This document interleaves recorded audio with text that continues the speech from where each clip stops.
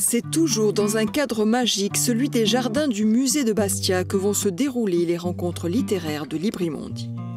Pour cette 9e édition, le Cru 2025 propose, fidèle à sa ligne de conduite, des livres venus de plusieurs horizons.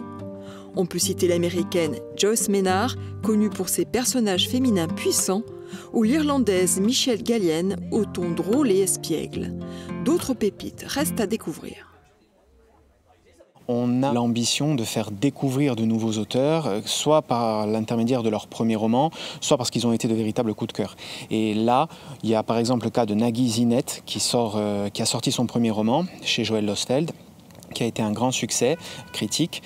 Et vous avez par exemple quelqu'un comme Dimitri Rouchon-Bory, qui est une véritable découverte, à la fois stylistique, littéraire, qui je pense va plaire beaucoup aux Bastiais.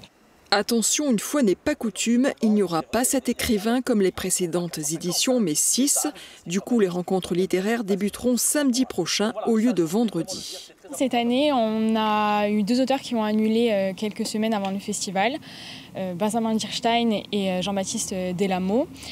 Il se trouve que ça ne nous est pas très souvent arrivé, mais on a su rebondir. On a eu la chance que Pierre Jourde accepte de venir au festival. Écrivain, professeur à l'Université de Grenoble, Pierre Jourde a participé à la première édition de Librimondi. Le public de ce festival pourra le retrouver avec bonheur dans une fresque de 700 pages sur le monde du cirque et des foires. Un public averti qui souvent prépare en amont les échanges avec les auteurs. Certains préfèrent le lire avant pour vraiment que ce moment-là soit privilégié, qu'ils aient déjà leurs petites questions de fête, interagir avec lui, lui demander pourquoi ce titre, par exemple. S'il y a quelque chose dans le bouquin les a interpellés, lui demander une explication. Librimondi donne un vrai coup de fouet à cette rentrée littéraire. Dans un contexte de repli sur soi, c'est une ouverture vers l'ailleurs très attendue.